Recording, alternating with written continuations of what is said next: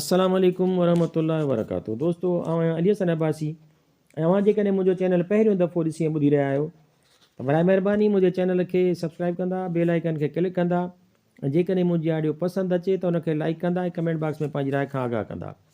किताब जो नालो आहे हिकिड़ी मिलंदी आहे ज़िंदगी। जिया पेज जाखोड़ में सुंदरता जूं 51 कहाणियूं। सिंधीकार महमूद मुग़ल, छपाईंदड़ मरता पब्लिकेशन हैदराबाद सिंध, फ़रवरी 2021। कहाणी आहे उमिरि जो वधणु लाज़िम आहे, पंहिंजो वधणु अख़्तियारी आहे। हुन चयो, हाय हैंडसम, मुंहिंजो नालो रोज़ आहे, मां 87 सालनि जी आहियां। छा मां तोखे हिकिड़ो भाकुर पाए सघां थी? मूं खिलियो ऐं उत्साह विचां वराणियुमि, छो न, भली। ऐं हुन मूंखे हिकु ज़ोरदार भाकुर पातो। तूं हिन मासूम उमिरि में कॉलेज में छा पई करीं हसीना? मूं पुछियो। हुन खिलंदे मज़ाहिया अंदाज़ में मोट ॾिनी, मां हिते हिकु अमीर मुड़ुसु ॻोल्हण आई आहियां, शादी कयां, कुझु ॿार ॼणियां। न न, सची पची? मूं पुछियो। मूंखे सच बि उहो ॼाण हो त 87 सालनि जे ॼमार में हिन कॉलेज में दाख़िला जो कीअं सोचियो हो। मूंखे सदाईं कॉलेज में पढ़ाई करण जो ख़्वाबु तंग कंदो रहियो आहे ऐं हाणे मां उहो ख़्वाबु माणियां पई। हुन मूंखे ॿुधायो, क्लास खां पोइ असीं स्टूडेंट्स यूनियन बिल्डिंग ॾांहुं वियासीं ऐं गॾिजी चॉकलेट मिल्क शेक पीतोसीं। बसि हिक ई लहज़े में ॼण त दोस्त बणिजी विया हुआसीं। ईंदड़ 3 महीननि ताईं असीं रोज़ु क्लास में गॾु वेहंदा हुआसीं ऐं उतां निकिरी कुझु न कुझु खाईंदे पीअंदे जाम कचहरी कंदा हुआसीं। मां सदाईं हैरानीअ सां हिन टाइम मशीन खे वेठो ॿुधंदो हुउसि, जेका पंहिंजी सॼी ॼमार जा तजुर्बा वेठी मूंखे ॿुधाईंदी हुई। साल अंदरि ई रोज़ु सॼी कैंपस जो उञाण बणिजी वई। जेॾां विख खणंदी हुई त ॾाढी सवलाईअ सां दोस्त ठाहे वठंदी हुई। उहा ख़ुशि लिबास हुई ऐं ॿियनि शागिर्दनि जो ध्यानु छिकाइण में सदाईं कामयाबु ईंदी हुई।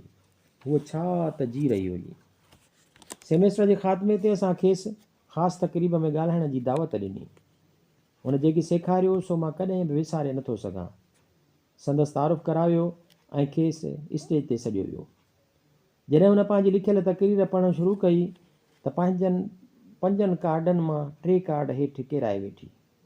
मूं जंहिं पशेमानीअ विचां हिन माइक्रोफोन ते चयो, माफ़ी घुरां थी, मां थोरी बदहवास आहियां। कागज़ मूंखां किरी पिया आहिनि ऐं उन्हनि खे वापसि तरतीब ॾियणु मूं लाइ ॾुखियो थींदो। बसि मां ॻाल्हायां थी जेको कुझु मूंखे सम्झ में अचे थो। असीं खिलियासीं पिए। हुन पंहिंजी निड़ी साफ़ कई ऐं चयाईं, असीं रांदि खेॾणु उन करे बंदि कोन कंदा आहियूं जो असीं पोढ़ा थी वेंदा आहियूं। असीं दरअसल उन करे पोढ़ा थींदा आहियूं जो असीं रांदि खेॾणु बंदि करे छॾींदा आहियूं। नौजवान रहणु, ख़ुशि रहणु ऐं कामयाबी हासिलु करण जा रुॻो 4 राज़ आहिनि। रोज़ु खिलो ऐं मज़ा ॻोल्हे लहो। तव्हां वटि हिकु ख़्वाब जो हुअणु ज़रूरी आहे।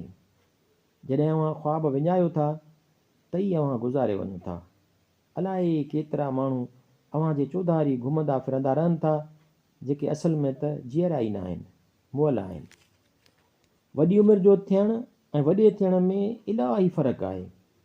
जे तव्हां 19 सालनि जा आहियो ऐं सॼो सारो साल हंध बिस्तरे में लेटी पेटी गुज़ारियो था ऐं को बि कमु नथा कयो त बि तव्हां 20 सालनि जा थी वेंदव।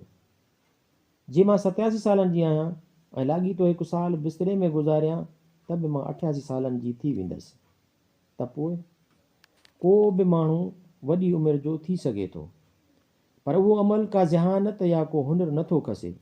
ॻाल्हि असल में उहा आहे त तब्दीलीअ में जाइ ॻोल्हींदे उमिरि में अॻिते अचणु घुरिजे। को बि पछताव न रखो। असांखे कुराड़प में कंहिं बि अहिड़ी ॻाल्हि ते पछताव न आहे रहंदो जेका असां कई हुजे, पर पछताव उन ॻाल्हि जो रहंदो आहे जेका असां न करे सघियासीं। त छो न करे सघियासीं? मौत खां सिर्फ़ु उहे माण्हू ॾिजंदा आहिनि जिन खे पछताव हूंदो आहे। हिन पंहिंजी तक़रीर जे पुॼाणी रोज़ नाले गीत जूंगारींदे कई। हिन सां सभिनी खे ॿोल सम्झण जो चिता ॾिनो त जीअं उहे असांजे हयातियुनि में असांखे कमु अचनि। साल जे पुॼाणीअ ते रोज़ कॉलेज जी डिग्री मुकमिल कई, जेको ख़्वाबु हुन सालनि खां ॾिठो पिए। ग्रेजुएशन खां 1 हफ़्तो पोइ हूअ माठ मीठ में निंड कंदे गुज़ारे वई। कॉलेज जे 2000 खां मथे शागिर्दनि खे ख़िराज अक़ीदत पेश कंदे संदसि जनाज़े में शिरकत कई। जंहिं बेहद शानाइते अंदाज़ में असांखे मिसाली नमूने उहो सेखारियो, तव्हीं जेकी कुझु करे सघो था उन लाइ कॾहिं बि देरि न थी सघे। हीउ सभु पढ़ण खां पोइ महिरबानी करे पंहिंजनि दोस्तनि ख़ानदान ऐं वेझनि खे उहा सलाह ज़रूरु ॾिजो त यादि रखिजे त उमिरि जो वॾो थियणु लाज़िम आहे, पंहिंजो वधणु अख़्तियारी आहे।